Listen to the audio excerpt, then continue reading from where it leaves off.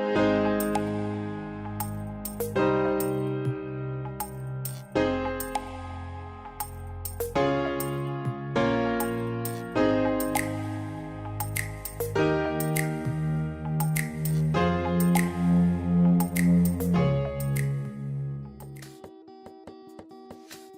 been really nice to hear Jason talking about the importance of people's experiences and listening to people, and also about how the patient experience, it actually is part of a holistic thing. It affects everyone.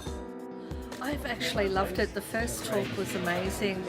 I think I'm so excited as a consumer that we're starting to go down the path of talking about communicating and valuing the consumer experience. So I'm really looking forward to seeing where the rest of it goes. The symposium's been going well. There's lots of things going on in New South Wales Health that I think are extremely beneficial. Symposium has been so full and too many things to choose from that you want to be torn between two things at once.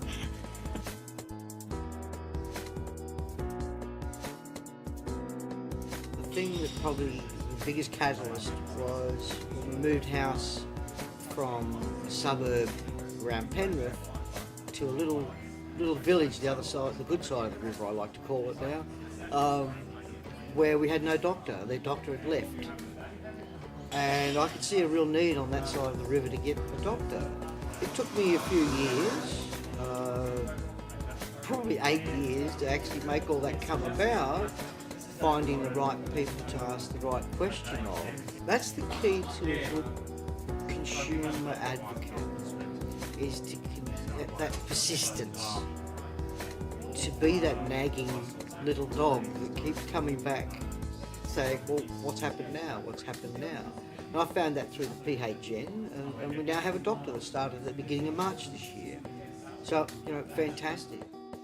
So a friend of mine, a couple of years ago when my little Darcy was sick in hospital, we'd been there for a while, I had a room off the ward that was a family room, and she joked for many months and said she'd like to bring me coffee, and she said, no, my daughter's split her head open, we have to come and see someone. So they arrived about 7 o'clock, went in through A&E, took ages. About 10:30 she rang me and she said, we have to have surgery in the morning, they've told me to go home. And I said, oh, okay, you better come and stay with me. But at no point in time did the staff in emergency ask her or the doctors any forms she filled in. They didn't recognise that where she lived was actually 3 hours away from the hospital. We got up the next morning and had plastic surgery, and then they went home the next day. But there's just no recognition of where we have to travel from to access these things. And to be told to walk out the door at 10:30 when you've got to be back at 8:30, where are they going to sleep? Where are they going to live? There's no facilities, no bathrooms, there's nothing offered. My father went into hospital with some chest pain. He was admitted to a private hospital for 3 days and was discharged. However, his IV cannula wasn't cared for appropriately, and the policies weren't followed with regard to that. He fought for his life for 7 weeks, and his journey was very up and down, and I was heavily involved in that journey. And throughout that journey there were many times where I felt that I needed to interject and ask why there were particular gaps in the process and why he wasn't receiving particular treatments, particularly because he was moved from one ward to another, and it seemed that the information wasn't followed through. In the end, my father was in intensive care, and the last time I saw my dad, or the last time any of us saw my dad really, was he was actually, we saw him in a speaking condition. He was about to be transferred the next day to a medical unit. I received a 2 a.m. phone call to say that my father had taken a turn for the worse. Now, he ended up in so much pain that on that night, they took him down for a scan, and during that time he vomited and aspirated. And throughout the rest of that morning, up until about 11 a.m, because he had fought so hard, because he was such a strong man, etc., and they still had some hope for him because of his journey.